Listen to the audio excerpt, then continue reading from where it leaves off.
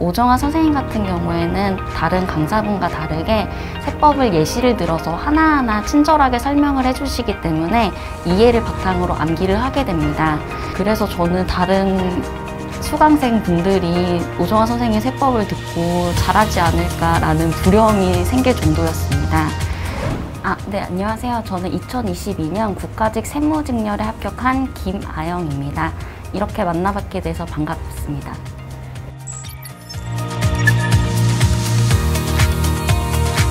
저는 2021년 4월부터 공부를 시작해서 총 수험 기간은 1년입니다. 네, 저는 처음에 취업을 위해서 전산세무 자격증 공부를 했었습니다. 그 이후에 자격증을 취득해서 세무법인에 입사하게 되었는데요. 세무법인에서 세금 신고하는 업무를 하면서 가까이서 세무직 공무원을 마주하는 일이 많았습니다. 그러다 보니 그들이 하는 업무에 대해서 매력을 느끼게 되었고, 내부적으로는 어떤 시스템으로 돌아가는지에 대해서 궁금증이 생기기도 하였습니다. 그리고 세무법인에서 하는 일은 제한적일 수밖에 없는데 국세청 공무원이 되게 되면 더 많은 세금을 다룰 수 있을 거라는 생각이 들어서 지원하게 되었습니다. 저는 회계는 우선 문제풀이가 중요하다고 생각합니다. 4월 달에 재무 기본 강의를 들으면서 교재 안에 있는 기본 예제나 OX 문제를 혼자 풀면서 복습을 진행했습니다.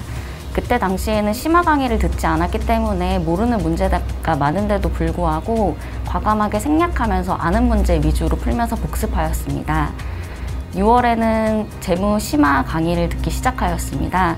재무 심화 강의를 들으면서 마찬가지로 교재 안에 있는 실전 예제 문제와 기출 문제, OX 문제를 풀면서 복습하는 시간을 가졌고, 기출 문제집을 구입하여 처음에는 강의를 듣지 않고 혼자서 풀면서 풀었습니다. 오정아 선생님 기출 문제집은 풀이가 상세하게 되어 있기 때문에 처음에 강의를 듣지 않아도 기본적인 문제는 혼자서 풀 수 있었습니다. 그 이후에 모르는 문제들은 발췌 강의를 들으면서 모르는 문제만 강의를 들으면서 진행하였습니다. 7월과 8월에는 원가회계를 공부를 시작을 했는데요. 오정아 선생님께서 원가회계는 이지컴 이지고라고 말씀을 하셨습니다. 쉽게 배울 수 있는 만큼 그만큼 쉽게 떠나는 과목입니다. 그래서 이 과목은 더더욱 복습을 열심히 하였습니다. 원가회계 또한 기본서 안에 기출문제와 실전 예제 문제들이 수록되어 있기 때문에 그 안에 있는 문제를 혼자 풀면서 복습하고 기출을 풀면서 재복습하는 위주로 공부하였습니다. 8월에는 재무 심화 강의를 한 번 더 수강하였습니다. 그때도 예전과 마찬가지로 기본서와 기출을 병행하면서 복습을 하는 형식으로 진행하였습니다. 이때는 재무회계를 끝내야 된다는 생각을 했기 때문에 더더욱 복습에 매진을 해서 만약에 오늘 유형자산 심화 강의를 나갔다면 유형자산에 관련된 기본서 문제와 기출 문제를 모두 풀고 다음 날에 어제 풀었던 유형자산 문제를 한 번 더 간단하게 본 뒤에 무형자산 진도를 나가는 식으로 누적 복습을 하면서 진행하였습니다. 12월부터는 회계천재를 시작하였습니다. 회계천재도 기출과 마찬가지로 풀이가 상세하게 되어 있고 기본서 어디를 보면 되는지 연계가 되어 있기 때문에 강의 없이 독학으로 진행하였습니다. 기본적인 문제는 풀이를 보면서 진행을 하였고 모르는 부분만 강의를 들어서 발췌하여서 강의를 들었습니다. 회계천재 같은 경우에는 3주에 1회독하는 형식으로 진행하였고 총 3회독 하였습니다. 정부회계는 설날에 몰아서 강의를 들었습니다. 정부회계 또한 기본서와 기출을 혼자 독학하면서 공부를 하였고 그 이후에 회계 오진다를 보면서 천재나 기출, 모의고사를 보면서 틀렸던 부분을 오진다에 체크해 가면서 마지막으로 기본 이론 회독을 하였습니다. 8월부터 11월까지는 기본 이론을 들으면서 그때 당시 선생님이 제공해 주셨던 잘씹기나 센올려, OX 문제들을 풀면서 더더욱 복습을 더 열심히 해야 된다고 생각을 했기 때문에 한 번 들을 때 제대로 듣는다는 마음으로 반복하여 들었습니다. 그 이후에는 12월에 기출을 들으면서 모르는 선지는 따로 오답 노트를 만들어서 가지고 다니면서 암기하였습니다. 저 같은 경우에는 사실 공부하는 요령도 없는 사람이고 똑똑한 사람이 아니기 때문에 꾸준하고 성실히 많이 하는 게 중요하다고 생각했습니다. 우선 저한테 주어진 시간이 1년이었기 때문에 그 시간을 알차게 사용하고 싶었습니다. 첫 번째로는 루틴하고 습관을 만들기였는데요. 저 같은 경우에는 집에서 자취를 했기 때문에 집에서 공부하는 시간이 많았습니다. 그래서 루틴과 습관이 제대로 되어 있지 않으면 방해하는 요소들이 많아서 공부에 집중하는데 힘들 거라고 생각을 했습니다. 그래서 매일 오전 7시에 일어나서 차를 마시면서 오전에는 영어와 국어 공부를 하였고 오후에는 한국사, 세법, 회계를 번갈아 가면서 공부하였습니다. 8시에는 운동을 가서 운동을 한 후에 10시에 씻고 다시 자리에 앉아서 그날 공부했던 하루 마무리를 한 다음에 12시 전에 잠에 들었습니다. 처음에는 잠을 줄여볼까도 생각을 했었지만 잠을 줄이면 오전에 집중을 하지 못하고 낮잠을 자는 등 더 힘들어지는 경우가 많았기 때문에 수면 시간은 7시간에서 8시간을 유지하려고 했습니다. 두 번째로는 적절한 휴식이 필요하다고 생각을 합니다. 쉼 없이 공부를 하다 보면 슬럼프가 더 빨리 찾아오게 됩니다. 그래서 일요일에는 전체를 휴식을 하거나 아니면 오전에만 공부를 하고 오후에는 하고 싶은 일을 하는 등 휴식을 적절하게 취했습니다. 그리고 저는 점심시간이나 저녁시간에는 짧은 예능을 보면서 리프레시하는 시간을 가졌습니다. 세 번째로는 계획 세우기입니다. 저는 처음에 월 계획을 세웠고 그 다음에 주 계획, 일 계획 이런 식으로 계획을 세워서 내가 오늘 무엇을 해야 되는지에 대해서 명확하게 작성을 하고 공부를 시작하였습니다. 이게 나중에 쌓이다 보면 내가 했던 성과가 가시적으로 보이기 때문에 오히려 성취감을 느끼는 데 도움이 됐었던 것 같습니다. 다만 계획을 세우지 못하는 날이 있을 때 스트레스 받지 않고 그냥 쿨하게 내일 또 하면 되지 이런 마음으로 너무 계획에 매몰되어서 공부하진 않았습니다.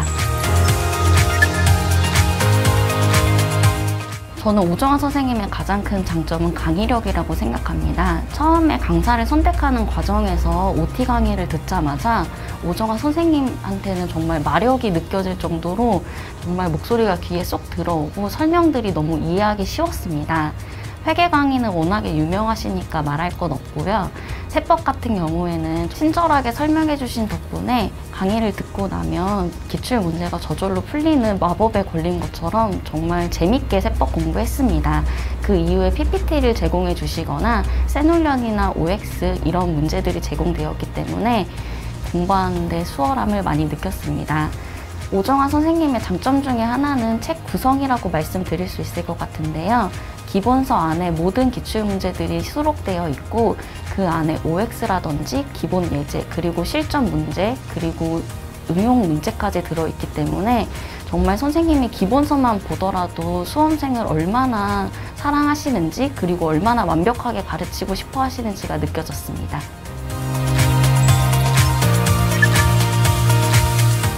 저는 회계학 교재 중에서는 오진다 교재를 추천하고 싶습니다. 오진다 같은 경우에는 재무회계, 원가회계, 정부회계 이렇게 많은 양을 한 번에 한 권으로 정리가 되어 있고 또 기본서와 다르게 도식화가 되어 있기 때문에 공부를 하다가 모르는 부분을 찾아보거나 보기에 너무 수월했습니다. 그래서 이 책 같은 경우에는 기출이나 모의고사를 보면서 계속 틀린 부분을 체크하면서 시험장까지 가져갔던, 막판까지 봤던 그런 교재였습니다. 저는 세법 같은 경우에는 기본 강의를 추천해드리고 싶습니다. 오정화 선생님 같은 경우에는 다른 강사분과 다르게 세법을 예시를 들어서 하나하나 친절하게 설명을 해주시기 때문에 이해를 바탕으로 암기를 하게 됩니다. 그래서 그 이후에 기출을 풀게 되면 정말 기출이 술술 풀려서 신기할 정도였습니다. 그래서 저는 다른 수강생 분들이 오정화 선생님 세법을 듣고 잘하지 않을까라는 두려움이 생길 정도였습니다. 예전에는 기출문제를 풀 때 이 선지는 이 선지가 답이다 라고 무작정 암기를 했다면 오정화 선생님 기본 이론을 듣고 난 후에는 이해를 바탕으로 암기를 했기 때문에 이건 이래서 이렇구나 라는 걸 느낄 수 있어서 너무 좋았습니다. 저는 오정화 선생님이 카페에서 제공해 주시는 잘씹기 자료를 정말 활용을 잘했습니다. 모든 교재에 잘씹기 자료를 제공해 주시는데 이걸 통해서 복습을 하고 내가 부족한 점이 무엇인지에 대해서 한눈에 볼 수 있어서 반복 학습하는 데 도움이 많이 되었습니다. 공부를 하다 보면 잘 될 때도 있지만 그렇지 않은 날도 많았습니다. 저는 하지만 이러한 나쁜 감정들은 장기적으로 가지고 가는 것은 마이너스가 된다고 생각했기 때문에 그런 감정이 들 때면 밖에 나가서 산책을 하곤 했습니다. 좋아하는 노래를 듣거나 친한 친구와 통화를 하면서 산책을 했는데요. 풍경도 바라보고 행복한 상상을 하면서 산책을 했습니다. 그 이후에 샤워를 하고 책상에 앉으면 다시 공부가 잘 되곤 했습니다. 세무직 같은 경우에는 타 직렬에 비해서 채용하는 인원도 많고 커트라인도 낮기 때문에 진입이 쉬운 편입니다. 그러나 세무직은 세법이나 회계학을 해야 하기 때문에 타 직렬에 비해서 공부해야 되는 양이 많습니다. 그래서 5과목을 다 가지고 가는 게 중요한데요. 저는 기본 이론을 끝까지 놓지 않는 게 중요하다고 생각을 합니다. 시험이 다가오게 되면 기본적인 것도 잊어버리게 되어서 방황하고 불안하고 초조할 때가 있는데요. 뻔한 이야기지만 나 자신을 잘 다독이면서 나를 믿고 끝까지 가야 한다고 생각합니다. 끝까지 포기하지 마시고 나중에 뒤돌아봤을 때 후회 없게 공부하셨으면 좋겠습니다.